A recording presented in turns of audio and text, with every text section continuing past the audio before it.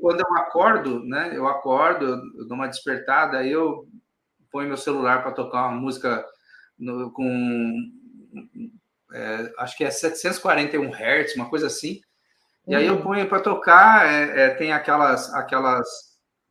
aqueles toques daquele sino. Sino não, aquela. Puxa vida, esqueci o nome daquele Alguns instrumento. chamam de taça tibetana, né? Tem vários Isso, nomes. isso, É isso. tipo uma Aí taça, tem né? Assim, tibetana. isso, aí tem as É, batidas, né, tal. Então, assim, é uma é. meditação muito gostosa. Quando eu acordo, eu faço essa meditação de meia hora, mais ou Ai, menos. muito bom. Mas, por isso que eu falei para você, eu não cheguei nesse nível de sair do corpo ainda, entendeu? A Marina está falando aqui, saímos fora da Matrix que nos empurraram. Marina, eu Pois acho é. que tem muita gente ainda presa na Matrix, mas eu acredito sim que muita gente já tá despertando, né? Felizmente, né? Felizmente. Felizmente, porque precisa, né? Já que estão Ah, com falando que o certeza. planeta vai evoluir, a gente precisa dar o primeiro passo, né, para a evolução, Exatamente. que é o Uhum. despertamento. E quando você se formou, Eliane, ou quando você começou o estudo da física quântica, você se deparou com muitos obstáculos ou não? Ah, com certeza, muitos obstáculos, né? Até hoje, existe uma resistência muito grande, né? Principalmente dos colegas acadêmicos, né? E também de uma audiência, né? Que não sabe nada, não entende nada e já vem criticando, chamando de charlatanismo quântico. Mas hoje em dia eu já não me importo com isso, sabe? Porque tem maus profissionais na física quântica? Sim, porque toda área tem. Por que na física quântica não teria? Né? Nós temos advogados honestos, advogados que não são. Nós temos isso em todas as áreas, na medicina, em tudo. Então, na física Verdade. quântica também teria, claro, né?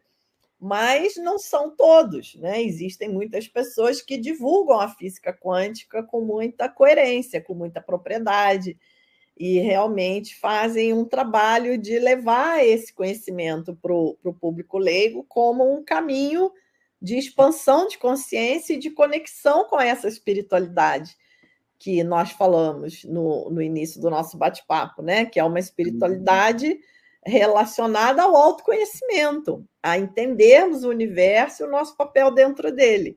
E os frutos disso, obviamente, serão maravilhosos, serão entendermos a interconexão de todas as coisas, né? O quanto o outro sou eu mesmo em outras causas e condições.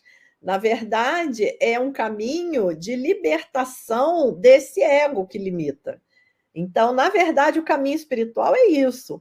Às vezes a pessoa frequenta, como você falou, um templo, uma igreja, mas ao invés dela se libertar, ela está usando aquilo para enrijecer mais ainda as suas identidades, o seu ego, às vezes até a comida, né? Às vezes a pessoa se torna vegetariano, se torna vegano, mas aí ela se acha melhor que os outros, aí ela quer dizer, então, gente, aí já, ó, tá errado, já não é isso, né? Porque caminho espiritual é se liberar dessa prisão, desse aprisionamento do ego que nos separa do todo, que nos separa do nosso semelhante, né? Parece até que você leu o meu pensamento, porque eu ia perguntar exatamente isso, né? O que dizer dessas pessoas que têm um objetivo totalmente material para usar, Exatamente. quer usar a física quântica para ganho material, né? Não, a gente pode até usar, não tem problema, faz parte, né? Faz Não, parte sim, o que eu também. quero dizer é especificamente para o ganho É, material. mas não exatamente. É uma coisa assim que está dentro de um contexto maior, né? Aham. Então, mas é engraçado que no caminho espiritual nós temos até um grande mestre do budismo tibetano, ele cunhou um termo para isso, que ele chama de materialismo espiritual.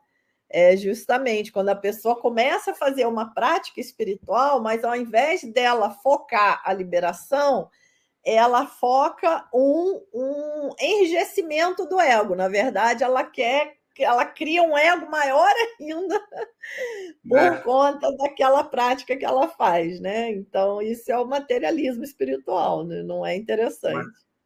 Materialismo espiritual sensacional, essa, hein? Muito boa. O Valentim Saracini está dizendo aqui, as palavras física quântica, na numerologia vibra número 7, o número mais intuitivo, mais meditativo e mais mediúnico de todos.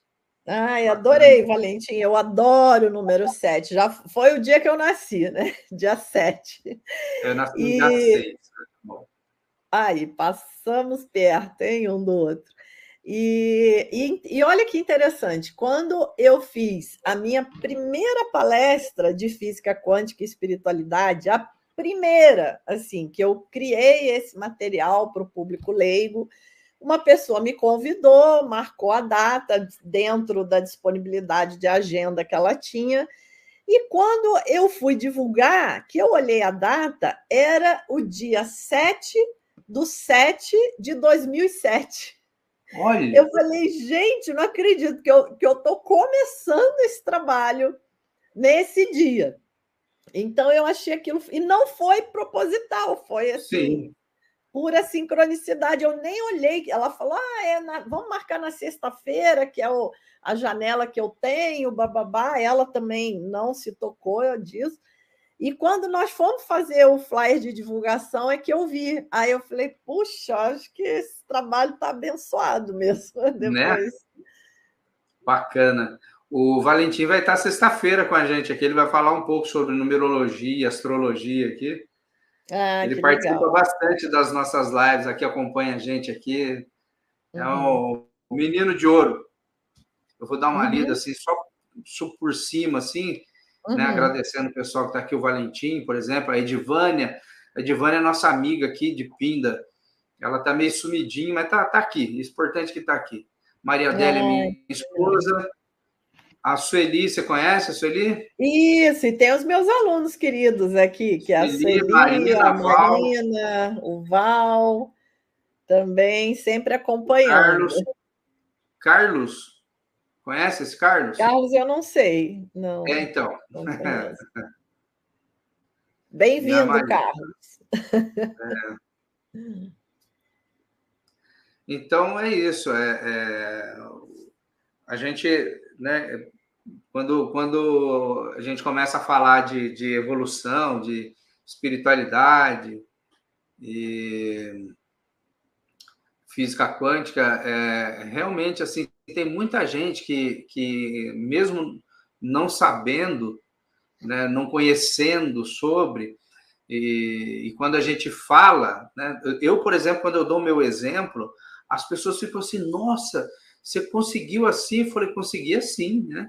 Então, a pessoa ela fica maravilhada, mas aí tem aquele pequeno problema, né? Que é o fato da pessoa se dedicar àquilo, né? Ela se comprometer a fazer, ou então a tentar fazer, porque é muito bonito quando você conta uma história, né, dessa, mas a pessoa acha bonito, dá as costas e segue a vida do jeito que é. Verdade. Porque quem quer realmente passar por um processo de transformação são poucas pessoas. Mas, felizmente, eu vejo que muitas pessoas estão preparadas, mas a maioria não quer, né? A gente quer que as coisas externas mudem, mas sem que a gente precise mudar internamente. Aí não vai funcionar, porque o que a física quântica mostra é justamente isso, que o universo é um processo de relação. Então, a nossa realidade ela vai surgir de acordo com a maneira que nós nos relacionamos com as coisas. E o que dita a maneira como que nós nos relacionamos? O nosso mundo interno, né? Então, você vê que uma mesma situação, pessoas diferentes se relacionam de maneiras totalmente diferentes. Uma mesma situação pode ser ruim para um, bom para outro, né? Estressante para um, divertida para outro. Então, a física quântica é muito clara, né? Que é dessa forma que nós vamos construindo a nossa realidade. E os modelos teóricos também da física quântica, como, por exemplo, o modelo do salto quântico, né, que é o nosso assunto hoje, ele também vai fazer a gente entender que esse universo que nós vivemos, ele não é um universo de matéria, ele é um universo de energia e frequência. Né? Como o Tesla já dizia, quer entender o universo, pense em termos de energia e frequência. Então, o salto quântico ele surge, né, desse modelo do Niels Bohr para o átomo, aonde ele quantiza as órbitas dos elétrons, né? Então, ele pega aquele modelinho que é mais comum para a gente, que é aquele núcleo com aquela bagunça de elétron em volta, e ele quantiza as órbitas, né? Então você tem uma órbita, outra, né? De modo quantizado, de modo separado uma da outra. Então o elétron ou ele está numa órbita ou ele está na outra, ele não pode estar em qualquer lugar aleatoriamente, né? E o que diferencia uma órbita da outra? Justamente a energia e a frequência de vibração que o elétron tem nessa órbita. Né? Então, a gente vai vendo que a própria estrutura da matéria ela surge de ligações eletromagnéticas, né? E tudo no universo, na verdade, é esse campo de energia, de informação.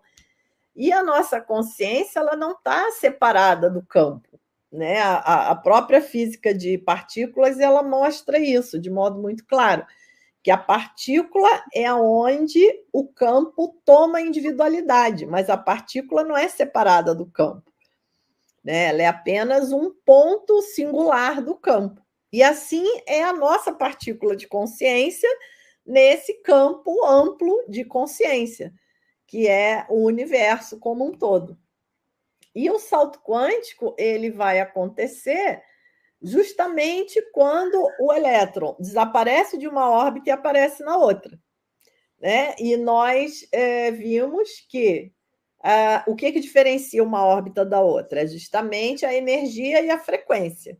Então, o elétron ele pode sair de uma órbita, né, onde ele tem uma energia e uma frequência menor, e dar um salto quântico para outra órbita, onde ele tem uma energia e uma frequência maior.